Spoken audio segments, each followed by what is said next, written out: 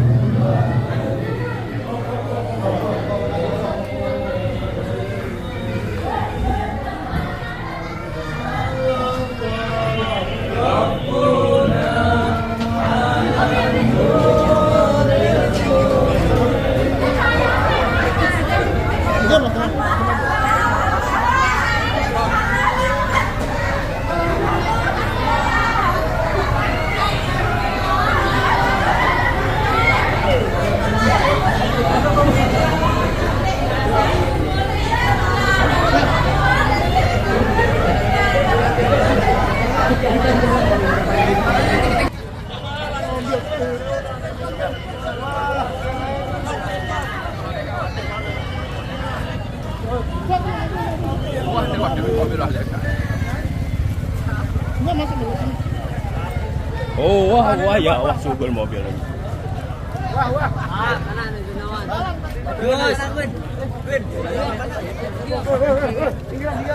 Ayo tinggal. Munduran. Ayo. Ini nggak ada bakar, biasa bakar nih. Nggak ada bro, pasar doang. Nenek. Enter.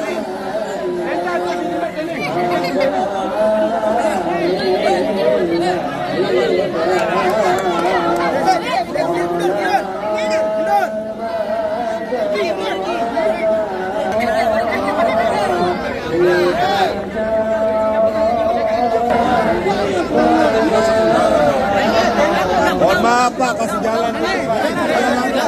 Jalan.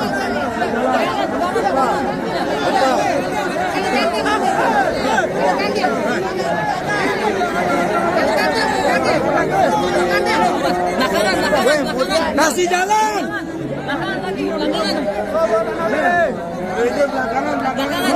Mundur.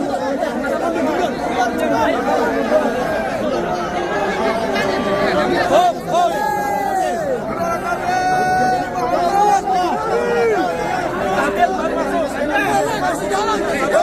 Kasih jalan.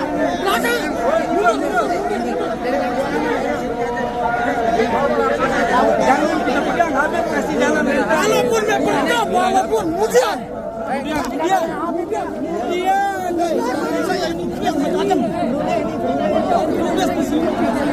Udah. Ini kamera Habib ya.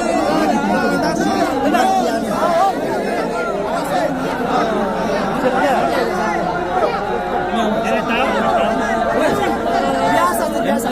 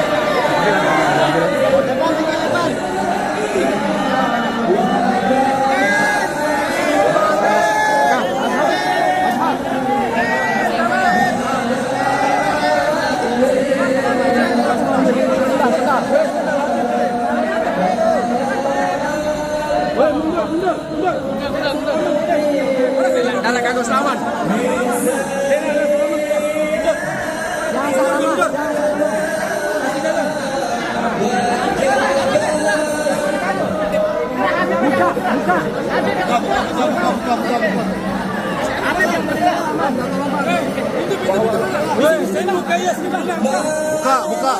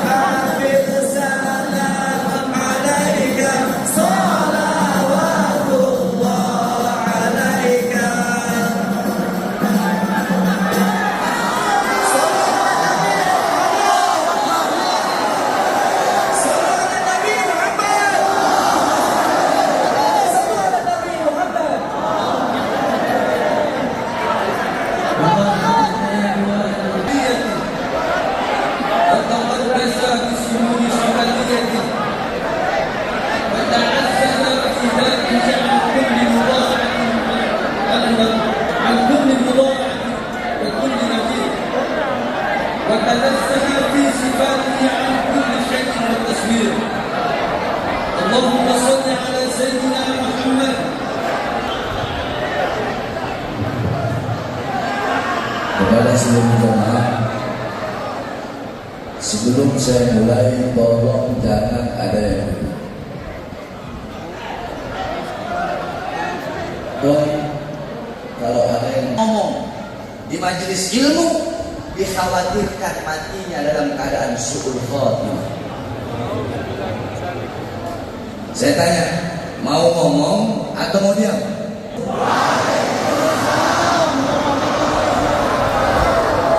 Alhamdulillah bihi sultanuh al-wadih al-burhanuh al-maksud fil wujud karamuhu wa ihsanuh.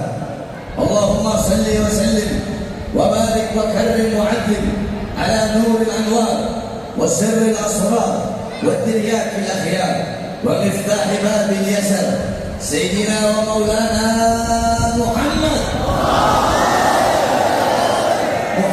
al-Mukhtar wa alihi al-adham. Adalah acara yang tidak disengaja. Saya semenjak keluar penjara, maka semenjak itu saya tiap hari ceramah tanpa berhenti. Satu malam paling sedikit saya ceramah, satu hari itu satu malam 6 tempat, itu paling sedikit. Saya ceramah keliling Indonesia. Saya sudah keluar dari penjara hampir 1 tahun. Terakhir kemarin saya dari Jambi, pulang dari Jambi, malamnya saya ceramah di Banten, ada 6 tempat. Kemudian paginya saya pikir, saya ini butuh refreshing. Maka saya pergi diam-diam tanpa memberitahu siapapun. Saya pergi ke Bali, jalan-jalan. Habib juga manusia. Saya pergi ke Bali. 1 hari di Bali, saya pergi ke Lombok. Ketika sampai di Lombok, nggak ada yang tahu kalau saya di Lombok. Nah, tiba-tiba saya pengen beli baju pantai, maka pergilah saya ke mall apa itu? Epicentrum. Saya udah nyamar, pakai celana, pakai hoodie, pakai topi, biar nggak ada yang kenal. Ternyata masih ada yang kenal. Akhirnya satu mall itu minta foto sama saya. Hadirin sekalian yang dimuliakan oleh Allah Subhanahu wa taala. 3 hal yang dimana 3 perkara ini, 3 hal ini sangat penting untuk dibahas dalam waktu-waktu sekarang. Yang pertama, saya akan membahas tentang LGBT.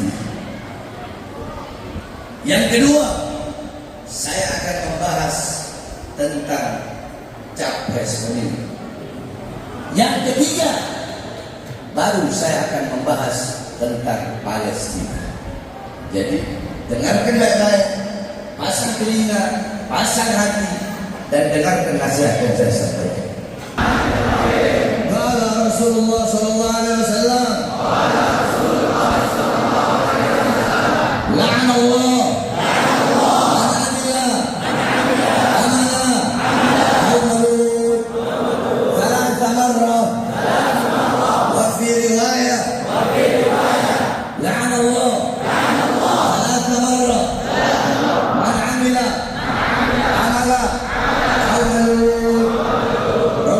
bersabda,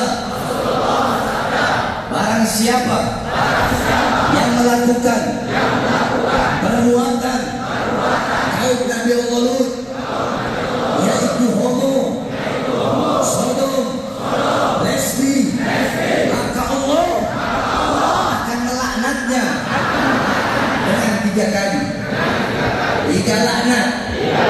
Dan dalam riwayat Rasulullah mengucapkan hadis tersebut dengan 3 kali ucapan.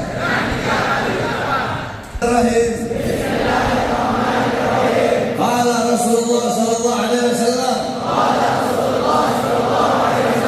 man wajadtumuhu ya'malu amala qaum Lut faqtulu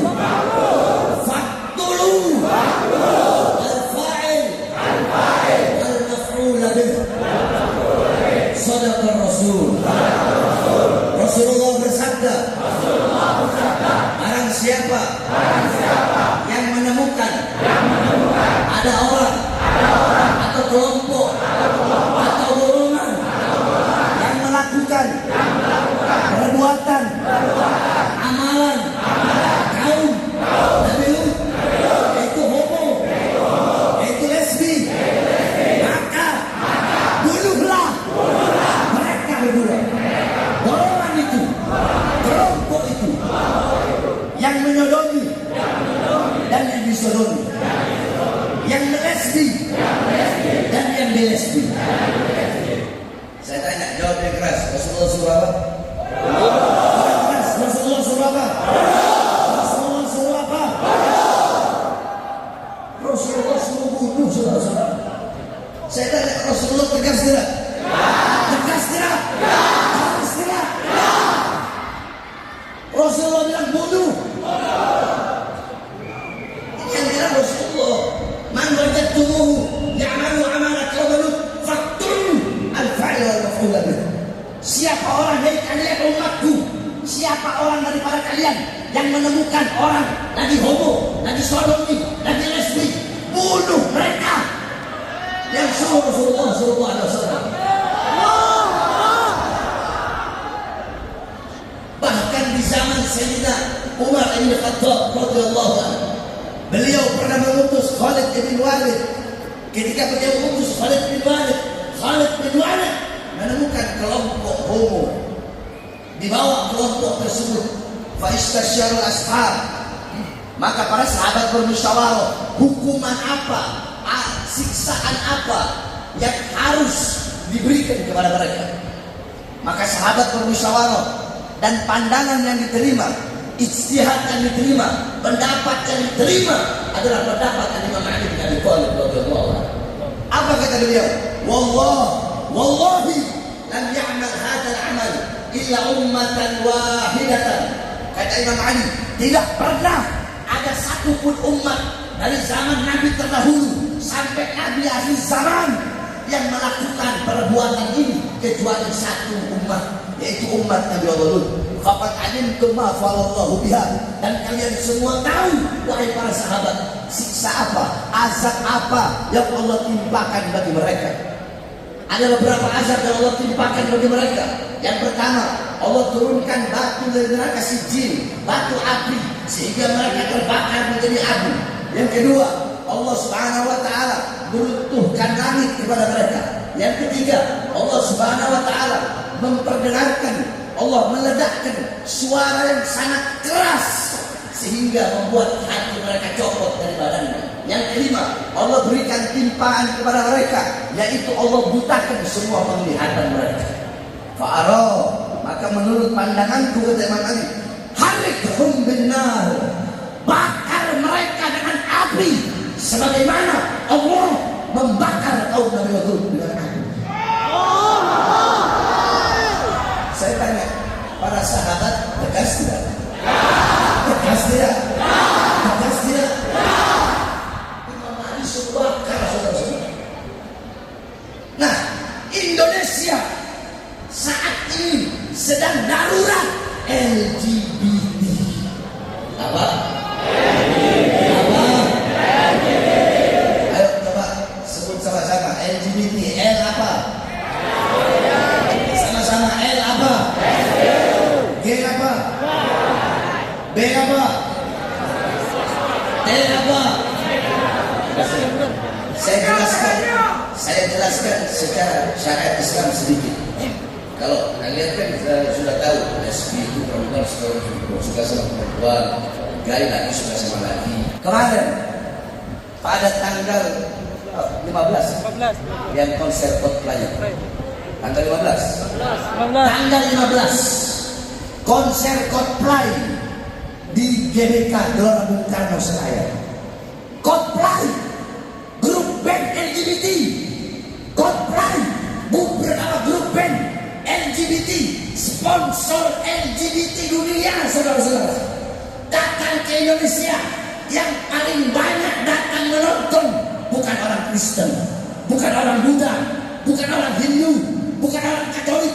Yang paling banyak nonton abnaul muslimin wal muslimat, putra-putri Islam, putra-putri Islam, anak-anak kita yang paling banyak nonton. Dan itu direstui oleh pemerintah. Bahkan presidennya ikut tonton terus. Ini kacau apa tidak? Kacau apa tidak? Ini merusak generasi bangsa, betul? Ini merusak pemuda-pemudi Indonesia, betul? Bapak-bapak ibu, jawab yang keras. Kalian mau anak kalian jadi homo?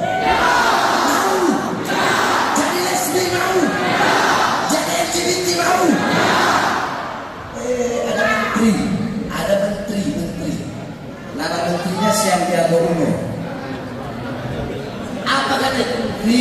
Kata itu menteri, keuntungan dari konser Coldplay ini adalah 167 triliun. Sandiaga Uno, menteri goblok, menteri tolol, engkau lebih mementingkan uang, lebih mementingkan harta.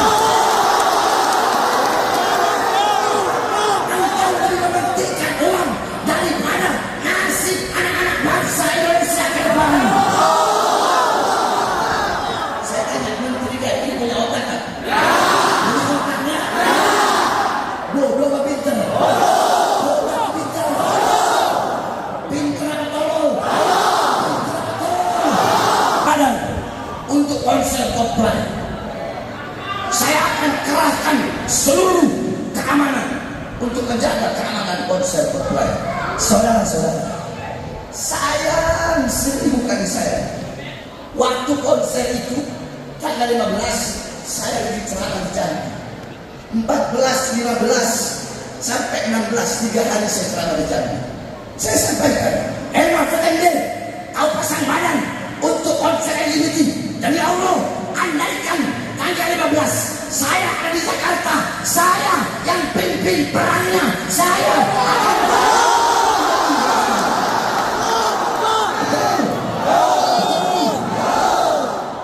makanya saya tanya masyarakat Lombok, rela atau tidak dengan hal seperti ini? Rela atau tidak? Rela dengan kemungkaran, rela dengan ketidakadilan, rela dengan kezaliman, siap lawan kezaliman, siap lawan kezaliman, siap lawan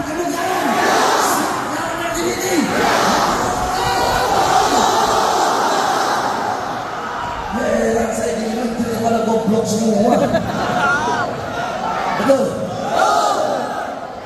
Kalau pasang badan buat konser komplek LGBT goblok menteri. Padahal ini menteri ngerti agama.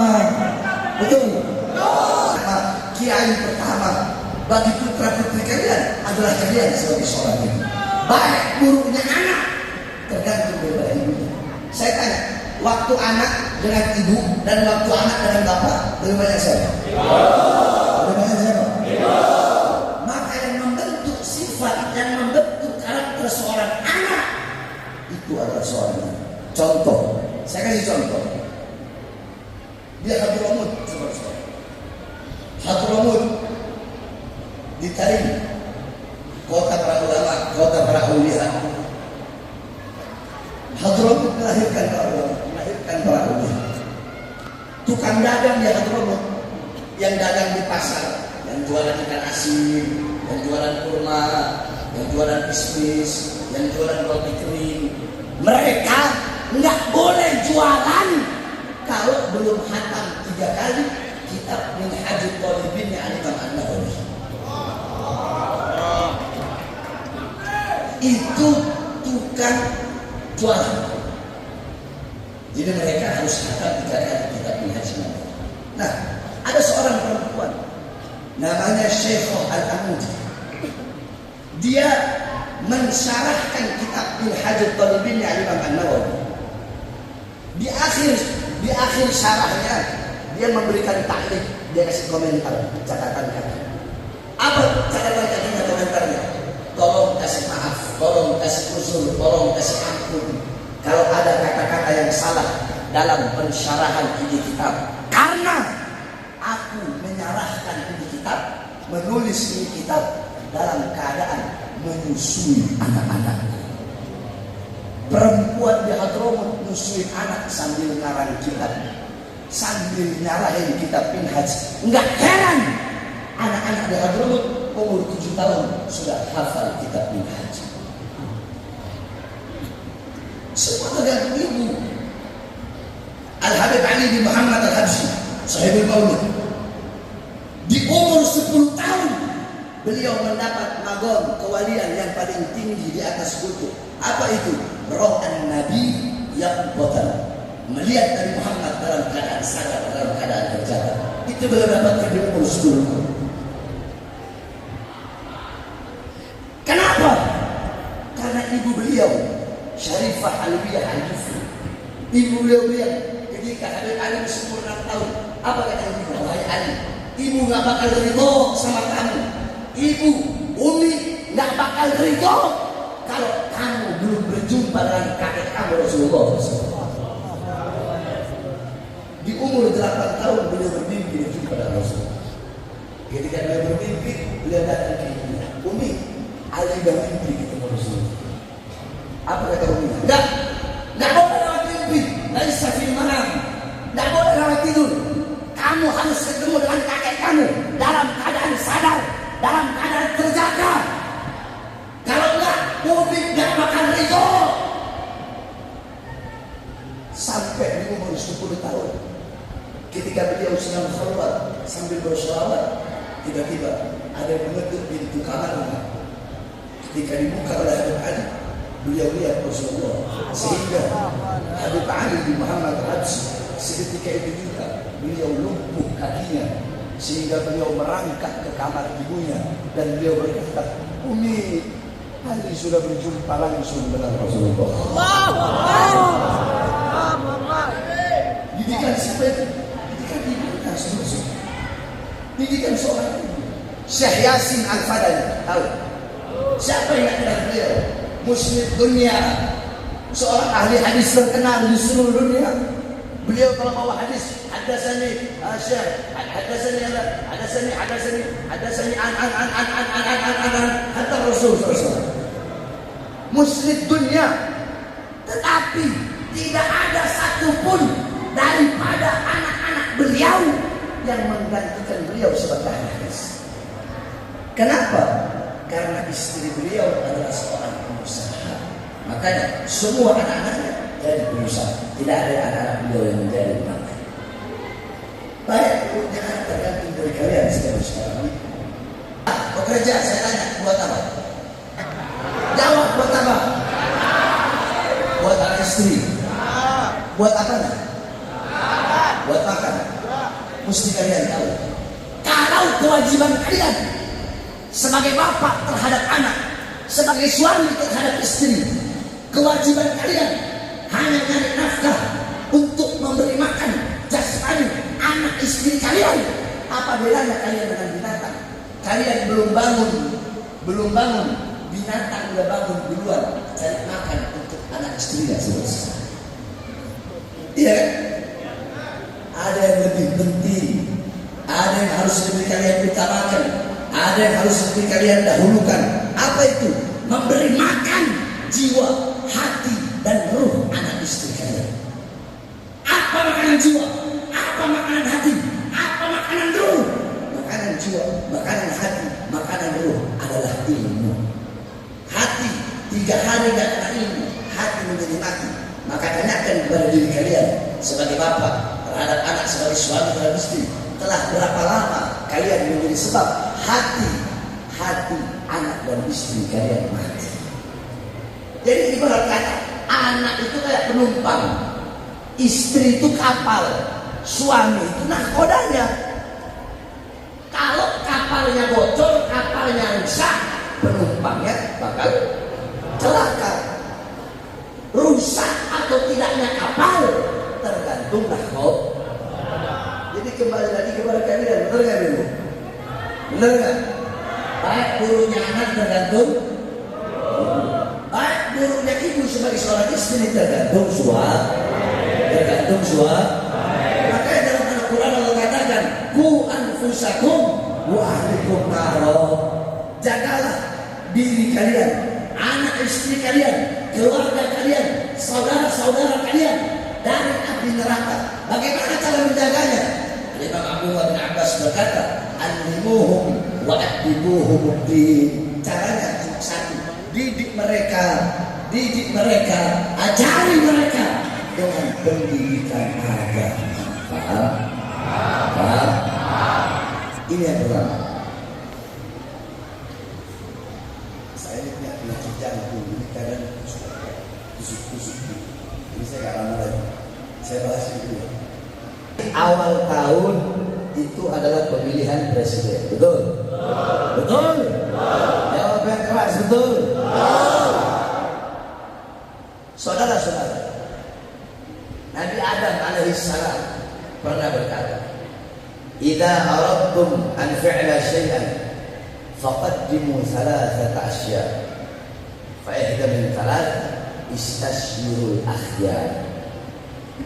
Kata Nabi Adam, "Hei anak cucuku, hei manusia, kalau kalian ingin melakukan perbuatan apapun, hal apapun, maka dahulukan 3 perkara ini sebelum kalian melakukannya." Salah satu dari 3 itu, saya nggak bahas yang 2. Salah satu dari 3 itu bermusyawarahlah dengan orang soleh, bermusyawarahlah dulu dengan orang-orang yang baik. Karena andaikan dulu aku musyawarah sama malaikat, minta pendapat malaikat, minta nasihat malaikat untuk makan buah khuldi, pasti malaikat akan memberikan nasihat dan pendapat untuk agar aku jangan makan buah khuldi tersebut. Sebab ulama itu ada 2, ada ulama lurus, ada ulama bengkok. Ada ulama soleh, ada ulama anjing. Iya, saya kasih tahu. Bahkan bukan anjing. Ini ulama lebih anjing dari anjing. Saya bisa jelaskan kepada kalian. Saya tanya, kalau kalian beri makan anjing, kalian beri makan terus anjing, itu anjing setia nggak sebenarnya? Setia nggak? Bahkan suatu saat ketika kalian tidak ada makanan, anjing itu bakal carikan makanan untuk kalian. Tapi para ulama-ulama ulama sesat yang menjual ayat-ayat Allah, yang menjual hadis-hadis Rasulullah, yang berdiri di depan pintu-pintu kekuasaan para pejabat, mereka harapkan adalah harta, pangkat, jabatan, tahta, kekuasaan. Allah kasih mereka anugerah. Sebagaimana kalian kayak begini aja, kalian ngasih dikasih makan anjing. Allah memberi mereka anugerah rizki, ilmu. Tetapi ilmu yang Allah berikan kepada mereka salah gunakan. Alimun alladzi yaj'alu ilmahu tabi'an li ra'yil qulub. Ulama yang menjadikan ilmunya untuk mengikuti kemauan para penguasa. Penguasa pengen yang halal jadi haram, maka mereka mencari-cari dalil bagaimana caranya yang halal ini jadi haram. Ulama penguasa pengen yang haram jadi halal, mereka bakal cari-cari dalil bagaimana caranya yang haram itu jadi haram. Berarti ulama mengkhianati Allah gak? Khianat gak? Khianat gak? Khianat gak? Terus salah saya ngomong kalau tidak anjing. Salah? Bukan anjing, lebih anjing dari anjing. Maka dalam hal apapun minta pendapat para ulama. Kemarin kita habis ijtima ulama. Perwakilan dari kelompok apa? Antum ya, antum sendiri ya. 7 orang di. 7 orang dari kelompok. Itu saya Indonesia. Saya datang terakhir.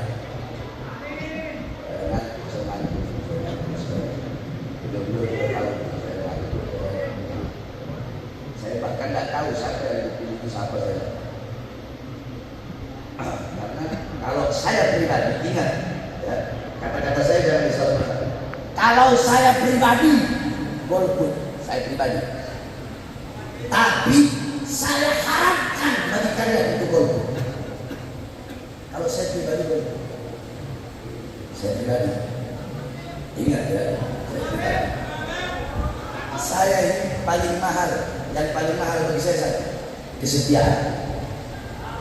Kemarin saya dikhianati oleh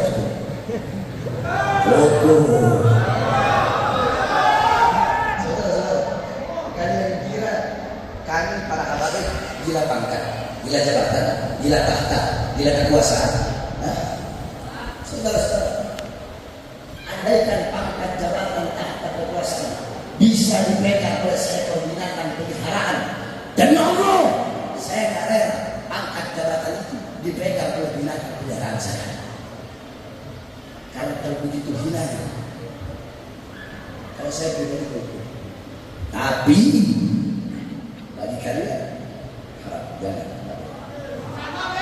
Nggak boleh tangan, nggak boleh tangan, nggak boleh.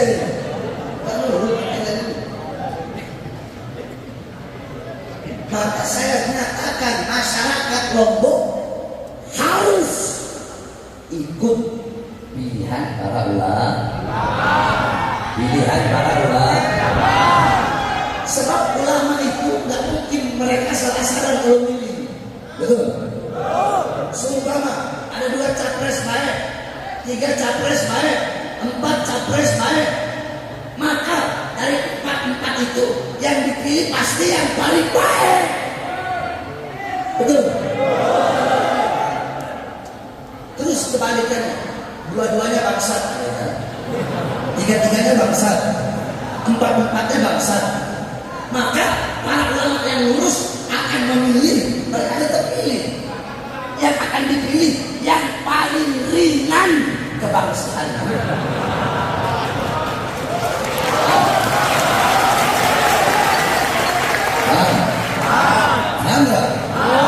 Sebab kenapa? Kalau dua-duanya baik, 3-3-nya baik, 4-4-nya baik, kalian nggak milih, maka bisa jadi yang akan jadi presiden yang sedikit kebaikan. Betul? 4-4-nya buruk, 3-3-nya buruk, 2-2-nya buruk, bangsa semua. Kalian nggak milih, bisa jadi yang nanti jadi yang paling bangsa daripada yang buruk. Betul? Maka saya sampaikan, nasib bangsa ke depan, nasib Indonesia ke depan, nasib Pancasila, nasib Garuda, nasib negara Indonesia ke depan tergantung daripada suara-suara kalian, bangsa dan rakyat Indonesia.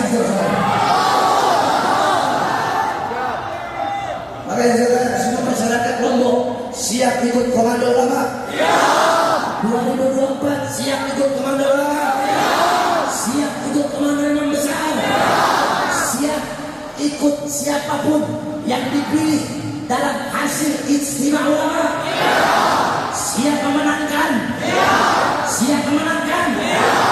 Walaupun berdarah-darah, berdarah-darah, berdarah-darah, berdarah-darah, di penjara, mati, siap mati, Lombok siap mati, siap mati.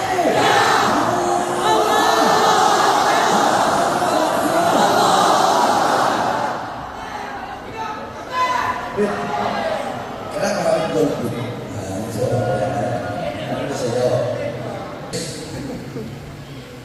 Setiap ada lahok pasti ada nisbah. Setiap ada lahok pasti ada. Lahok itu gelar, nisbah itu adalah penyandaran daripada gelar tersebut. Hal apa, kejadian apa sih? Apa sih yang membuat seseorang itu atau tempat itu kok diberi nama dengan nama tersebut, dengan gelar tersebut? Contoh, Abu Nawas. Tahu kan Abu Nawas? Itu lakop. Ya. Nah, nisbatnya apa? Penyandarannya. Bab Abu Nawas itu artinya bapaknya kerah. Karena Abu Nawas kalau pakai baju kerahnya itu lebih tinggi dari kepala. Kerah bajunya lebih tinggi. Makanya dia pakai bapaknya kerah. Paham? Sufyan Ats-Tsauri. Ats-Tsaur artinya apa? Banteng. Kenapa diberi gelar banteng? Karena beliau pernah masuk masjid mendahulukan kaki kiri, sedangkan sunnahnya mendahulukan kaki kanan. Nah, ketika beliau mendahulukan kaki kiri, tiba-tiba terdengar suara, ya Tsaur, dan dimujudnya, banteng, dahulukan kaki kanan. Semenjak itu lebih banyak Ats-Tsaur. Imam Ghazali. Nah, Imam Ghazali, panjang kalau saya menjelaskan. Menurut para ulama ada yang bilang berasal nisbatnya dari desanya Ghazali. Tapi yang paling aman adalah pendapat Al-Imam Al-Dhahabi dalam kitab Syiarul A'lam An-Nubala, bahwasanya Ghazali itu nisbatnya dari Ghazali, yaitu keluarga beliau, bapaknya, keluarganya adalah tukang saus mati. Itu yang paling sahih. Contoh kayak di sini contoh. Ada nggak tuan guru yang dimana tuan gurunya itu dipanggil tuan guru karena beliau tinggal di daerah? Kayak contoh, tuan guru Pancor. Itu Pancor nisbat. Itu Pancor lah. Pancor itulah lakop. Nisbatnya apa? Kenapa ada nama tuan guru Pancor? Karena beliau tinggal di Pancor. Betul? Paham nggak ya? Nah, Bapak mau tahu kenapa saya panggil Megawati Mapante? Saya tanya, Pak, dia ketua partai apa? PDI. Kata bosnya PDI. PDI lah panggil apa? Banteng. Ya saya panggil Pak Banteng. Kalau kampanye monyet, saya panggil Pak Monyet.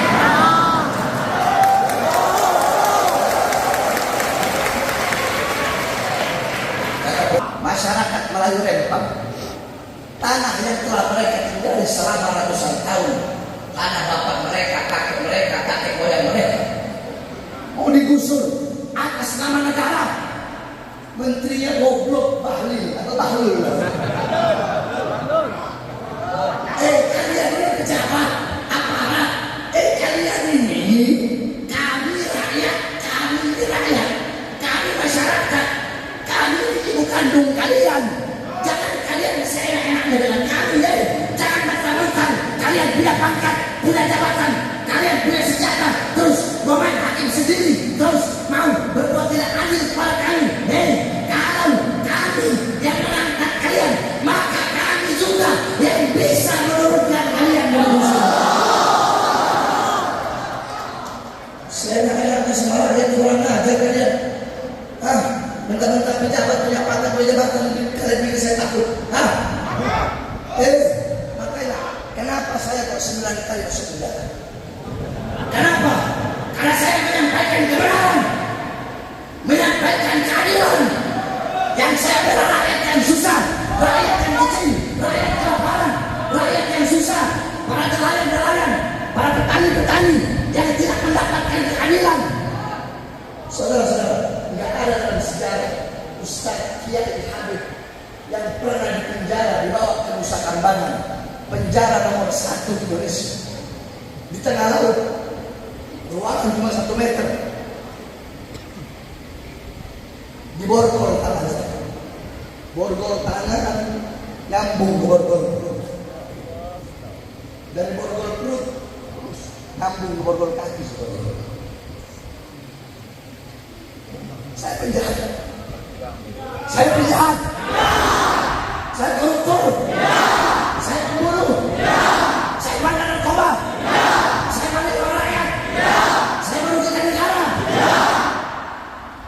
Kenapa saya borgol segala? Di borgol tangan perut kaki saya. Karena ceramah saya.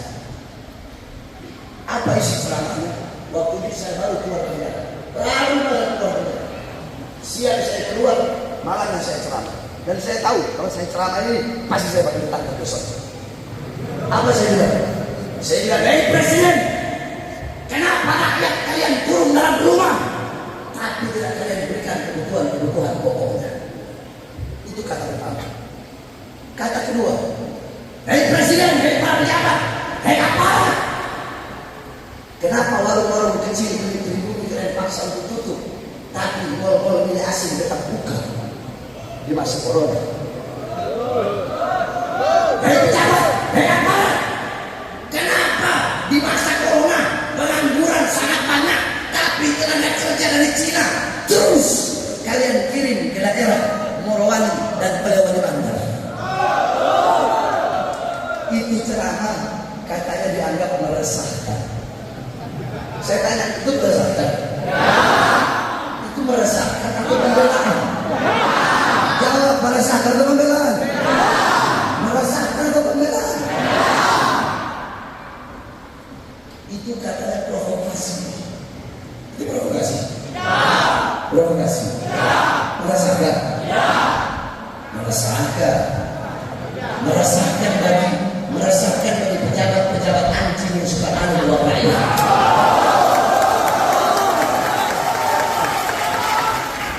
Meresahkan bagi para pengkhianat bangsa yang menjual kekayaan alam Indonesia kepada negara dan bangsa.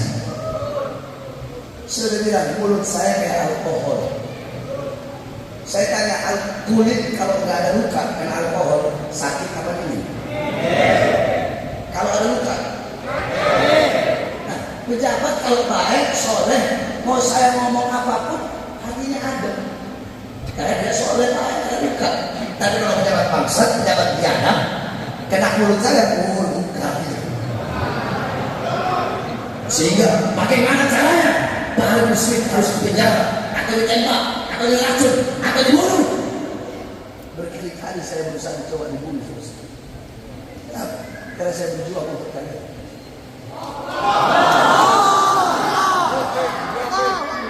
Saudara-saudara, bagi bangsa, bagi Islam, bagi rakyat, jangankan hanya di penjara, nyawa saya, jiwa saya, darah saya murah harganya, tumpah untuk bangsa dan rakyat. Makanya saudara-saudara, saya wasiatkan kepada kalian, kalau suatu saat nanti saya mati ditembak, diracun atau dibikin mati seperti kecelakaan, kalau saya mati, kalian berjanji jangan pernah padamkan hati-hati perjuangan yang saya. Mereka pejabat zolim, aparat zolim. Mereka bisa memenjarakan saya, mereka bisa membunuh saya, dan api dari Allah ada satu yang tidak akan pernah bisa mereka bunuh, yang tidak akan bisa pernah mereka penjarakan, yang tidak akan pernah bisa mereka silakan. Apa itu? Suara-suara kebenaran, suara-suara keadilan yang selama ini saya sampaikan tidak akan pernah bisa mereka padamkan sampai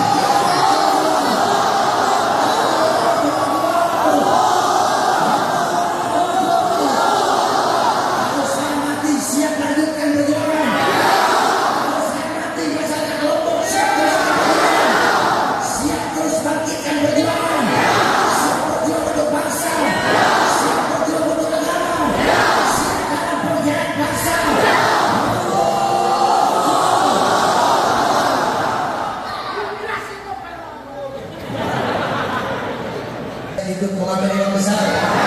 Siap ikut komando Habib Rizik? Allahu Akbar. La tushaddu rihal illa ila thalatha masajid. Masjid hada wa masjidil haram wa masjidil aqsa. Tidak ada bepergian yang lebih utama selain pergi ke 3 masjid. Masjid ini yaitu Masjid Nabawi, Masjid Al-Haram yang di Makkah, dan Masjidil Aqsa. Saudara-saudara, Al-Aqsa adalah simbol perjuangan, simbol kesucian. Al-Aqsa lambang keberanian.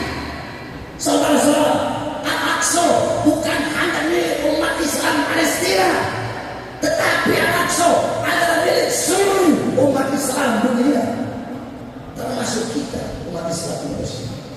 Tetapi selama 50 tahun umat Islam Palestina mereka menjaga kesucian Masjidil Aqsa. Ribuan yang mati, mereka berjuang, nggak peduli yang tua, yang muda, semuanya berjuang. Laki-laki, perempuan, kakek-kakek, nenek-nenek, bahkan anak-anak kecil, mereka semua berjuang melawan kebiadaban Israel laknatullah. Mereka berjuang melawan Israel, Zionis, Yahudi, penjajah. Kalian mau tahu, 50 tahun lalu Yahudi datang ke Palestina, mereka cuma modal celana dalam, saudara. Nggak pakai sendal, cuma bawa celana dalam. Tapi mereka diterima oleh umat Islam Palestina. Kita yang Islam rahmat tidak? Rahmat tidak? Kasih sayang tidak? Walaupun mereka tahu ini orang kafir, tapi mereka menyangka ini kafir sendiri. Mereka terima seterusnya. Lama kelamaan Yahudi Israel mereka mulai menjajah umat Islam Palestina.